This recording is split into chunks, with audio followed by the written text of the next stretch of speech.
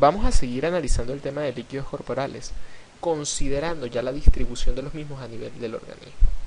Recordemos, como lo acabamos de decir, todos nosotros estamos constituidos de acuerdo al término que acuñó Claude Bernard en el siglo XIX. Estamos constituidos por un medio interno, estamos constituidos por un mar interior que rodea todas nuestras células y se asemeja, como ya habíamos dicho en la clase pasada o en la lección pasada, que se asemeja a las propiedades físico-químicas de la sopa primitiva. Está constituido por el principal elemento que constituyó esa sopa, que es el agua. Todo nuestro medio interno está constituido por un conjunto de compartimientos líquidos que están separados por membranas como tal. Como ya vamos a ver, el agua corporal total, toda nuestra agua en el organismo, se encuentra dividida en diferentes compartimientos.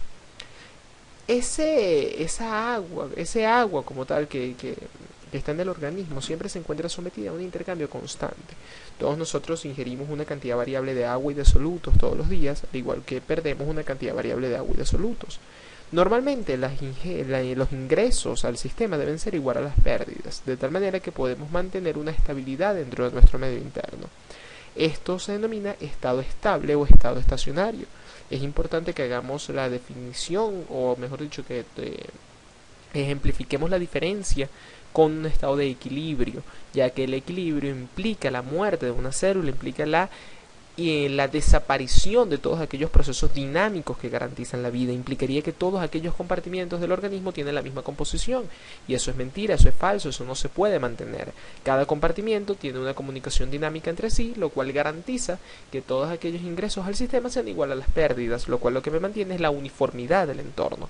Vean ustedes que Cannon propuso un término denominado homeostasis. La homeostasis no es más que todos aquellos procesos que tienden a mantener las condiciones constantes de nuestro medio interno, darle uniformidad a un entorno que siempre está cambiando, siempre es dinámico, y ese es el dinamismo básico de la vida. El agua de nuestros compartimientos es esencial para múltiples elementos. Nos permite ser el solvente de la mayoría de las reacciones químicas que pueden ocurrir en el cuerpo. Es termorreguladora, mantiene la volemia, por ende mantiene la presión arterial. Es diluyente para la digestión y absorción de una gran cantidad de alimentos. Mantiene la función renal, permite la diuresis como tal, y mantiene la concentración normal de los compartimientos en relación con la concentración normal de electrolitos. El agua corporal total representa aproximadamente el 60% de una persona, es decir, el 60% del peso corporal total de una persona está constituido por agua. Si nosotros suponemos que el peso de una persona es de 80 kilogramos, haciendo una sencilla regla de 3, nosotros podemos decir que si 80 kilogramos es el 100% del peso de la persona y 60% del mismo debe ser agua, ¿cuánto es el 60% de ese peso? Eso daría 48 kilos, tomando en cuenta que la densidad del agua líquida es 1, es lo mismo que decir 48 litros de agua corporal total. ¿Qué modifica el agua corporal total? Todas las personas, de acuerdo a la edad y el sexo y a la composición corporal, tienen diferente agua corporal total. De acuerdo a la edad, mientras mayor sea la edad de la persona, menor es el porcentaje de agua, de tal manera que los recién nacidos son los que presentan el mayor porcentaje de líquido y los ancianos el menor. El sexo también es importante. Los hombres presentan la mayor cantidad de agua corporal total y las mujeres el menor. Esto en base a la cantidad de tejido adiposo que presentan uno u otro.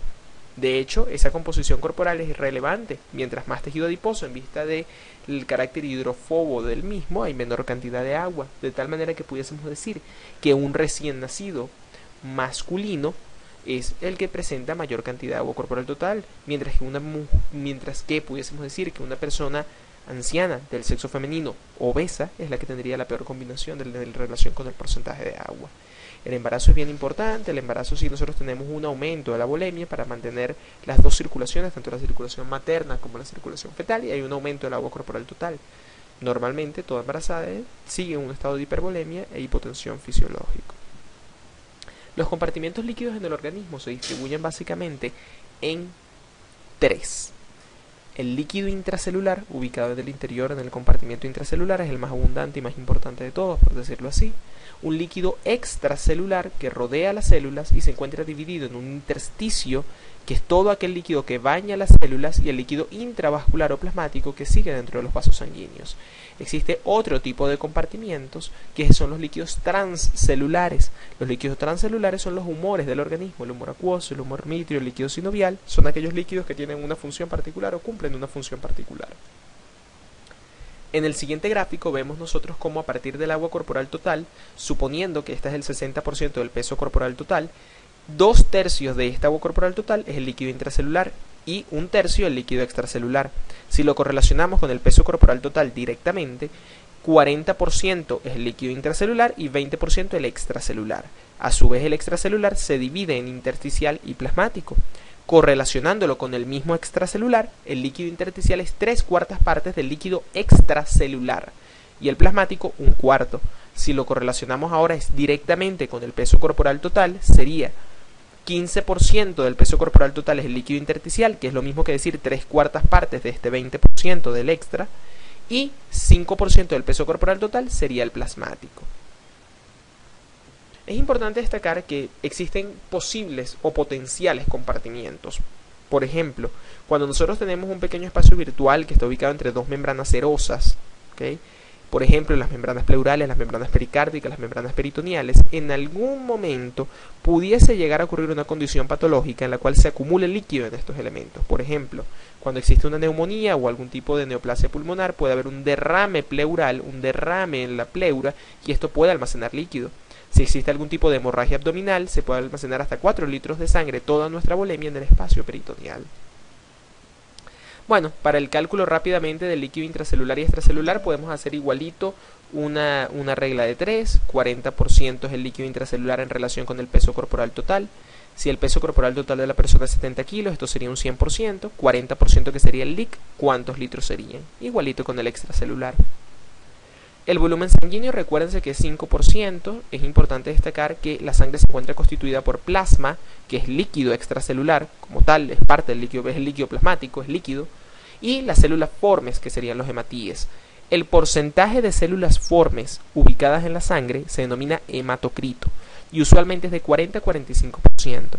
¿Qué quiere decir esto? Que por cada 100 mililitros de sangre total, tenemos 45% de esos que son células y 55 mililitros en este caso, que sería el 55% restante de la sangre, sería líquido plasmático o plasma. Entonces, en conclusión, el hematocrito es el porcentaje de elementos formes presentes en la sangre. Usualmente es 40 a 45%. El resto del porcentaje de la sangre es líquido y se denomina plasma o plasmacrito. Los líquidos transcelulares representan un porcentaje muy despreciable del agua corporal total y, como pueden ver, es el líquido cefalorraquídeo, el humor acuoso y el humor vítreo, la pequeña cantidad de líquido pleural, del líquido pericárdico fisiológico, etc. Los líquidos articulares. La composición iónica de cada compartimiento en el organismo también es bien importante. Veamos nosotros que las principales diferencias se establecen entre lo que es el líquido del plasma y del intersticio, es decir, el líquido extracelular y el líquido intracelular. Veamos que a nivel del líquido extracelular el principal catión por largo rato es el sodio y el principal anión el cloruro seguido del bicarbonato, mientras que a nivel intracelular el principal catión es el potasio y los principales aniones las proteínas intracelulares y el fosfato. Vean que es un contexto totalmente distinto. Vean de hecho que en el extracelular las concentraciones de potasio son muy bajas, mientras que en el intra las de sodio son muy bajas. Veamos también que las concentraciones entre el plasma y el intersticio son prácticamente las mismas. Esto está en relación de la libre permeabilidad que hay plasma-intersticio en la mayoría de los tejidos. La principal razón por la que el líquido extracelular es distinto del intracelular es la acción de la bomba sodio-potasio ATPasa de la membrana, la cual permite la incorporación de potasio al interior de la célula y la salida de sodio al exterior de la célula. Por lo tanto, siempre va a haber sodio fuera de la célula y potasio adentro. Los diferentes solutos dentro del agua corporal total tienen ciertas acciones, los solutos plasmáticos. Por ejemplo, el potasio plasmático es importante para regular la excitabilidad muscular, la excitabilidad del músculo esquelético, el músculo cardíaco y la acción de diferentes enzimas. Tiene un valor normal aproximadamente entre 3,5 y 5 miliequivalentes litro. El sodio tiene un valor normal de entre 135 a 145 miliequivalentes litro y es el principal osmol del plasma. Ya vamos a introducir el término de osmolaridad, pero es el principal osmol eficaz del plasma. Las proteínas plasmáticas también son bien importantes y contribuyen a diferentes funciones celulares, son proteínas de transporte, de defensa, de nutrición, etc. ¿Cómo nosotros somos capaces de medir cada compartimento líquido del organismo? Por lo general usamos el denominado principio de dilución. Usamos colorantes, la mayoría de los colorantes deberían ser de bajo costo, de fácil ejecución. Sin embargo, también podemos utilizar determinados elementos radioactivos, sin embargo, por lo general utilizamos son colorantes.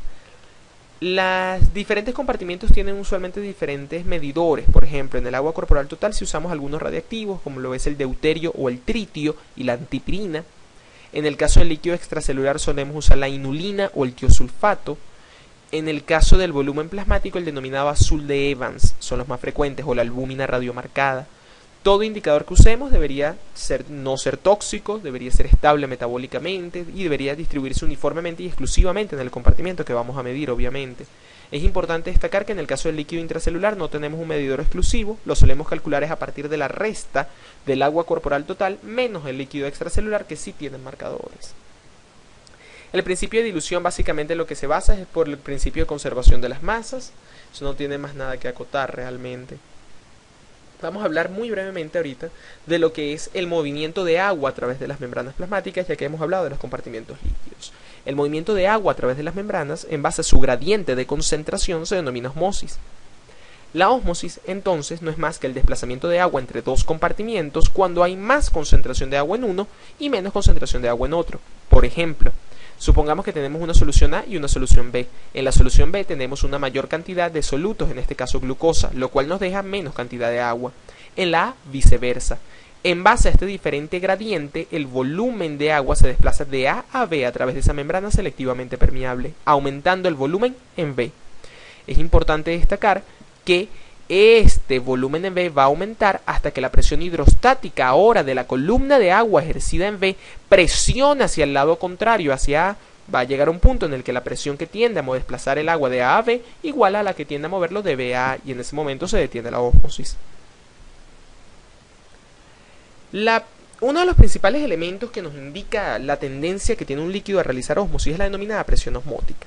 Importante destacar que la presión osmótica depende de la cantidad de solutos osmóticamente activos disueltos en una solución. Mientras más solutos disueltos haya en una solución, expresados bajo un término de concentración denominado osmol, va a haber mayor tendencia a que dichas moléculas tiendan a atraer agua con ellas, generando o estableciendo un gradiente osmótico expresado en términos de una presión osmótica que tiende a atraer agua hacia ese compartimiento.